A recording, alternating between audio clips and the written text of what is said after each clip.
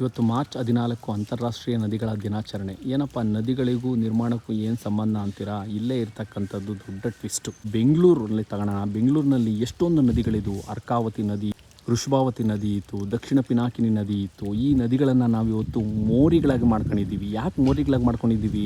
ಈ ಒಂದು ಮನೆಗಳಿಂದ, ಈ ಒಂದು ವಸತಿ ಗೃಹಗಳಿಂದ ಹೋಗ್ತಕ್ಕಂತಹ ತ್ಯಾಜ್ಯಗಳನ್ನು, ವೇಸ್ಟನ್ನು ನಾವು ಟ್ರೀಟ್ಮೆಂಟ್ ಮಾಡದೆ ನೇರವಾಗಿ ನದಿಗಳಿಗೆ ಬಿಟ್ಟಂತಹ ಫಲಿತಾಂಶ ಇವತ್ತು ಎಲ್ಲ ನದಿಗಳು ಮೋರಿಗಳಾಗಿ ಕನ್ವರ್ಟ್ ಆಗಿದೆ.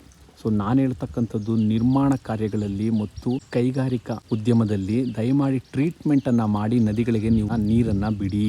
ಸೊ ಮನೆಗಳು ಪ್ರತ್ಯೇಕ ಮನೆ ಆಗಿದೆಯಾ, ಡ್ಯುವೆಲ್ ಯೂನಿಟ್ಸ್ ಆಗಿದೆಯಾ, ಅಂದರೆ ಲೇಔಟ್ಗಳಾಗಿದೆಯಾ, ಅಪಾರ್ಟ್ಮೆಂಟ್ಗಳಾಗಿದೆಯಾ, ನೀವು STP ಟ್ರೀಟ್ಮೆಂಟನ್ನು ಮಾಡಲೇಬೇಕು. ಸೀವೇಜ್ ಟ್ರೀಟ್ಮೆಂಟನ್ನು ಮಾಡಿ ತದನಂತರ ನೀವು ನೀರನ್ನು ನದಿಗಳಿಗೆ ಬಿಡಿ.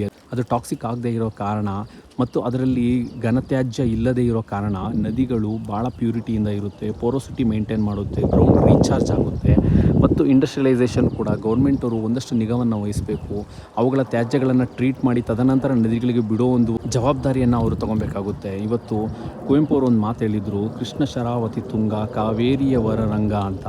ನಮ್ಮ ಪಶ್ಚಿಮ ಘಟ್ಟದಲ್ಲಿ ಉದ್ಭವ ಆಗ್ತಕ್ಕಂಥ ಸಾಕಷ್ಟು ನದಿಗಳು ಇವತ್ತು ಸಾಕಷ್ಟು ರಾಜ್ಯಗಳಿಗೆ ನೀರನ್ನು ಮತ್ತು ವ್ಯವಸಾಯಕ್ಕೆ ನೀರನ್ನು ಕೊಡ್ತಾ ಇದೆ. ಅಂಥ ನದಿಗಳನ್ನು ನಾವು ಸಂರಕ್ಷಿಸಬೇಕು. ಉತ್ತರ ಭಾರತದಲ್ಲಿ ಸಾಕಷ್ಟು ನದಿಗಳಿದ್ದಾವೆ. ಬ್ರಹ್ಮಪುತ್ರ ನದಿ ಇದ್ದಾವೆ, ಯಮುನಾ ನದಿ ಇದೆ, ಗಂಗಾ ನದಿ ಇದೆ. ಇವುಗಳ ಉಗಮ ಸ್ಥಾನಗಳನ್ನು, ಇವುಗಳ ಅರಿಯುವಿಕೆಯನ್ನು ನಾವು ಹೆಚ್ಚು ಮಾಡಬೇಕು ಮತ್ತು ಅವುಗಳ ಒಂದು ಬೇಸಿನ್ಗಳನ್ನು ನಾವು ಕಾಪಾಡ್ಕೊಬೇಕು.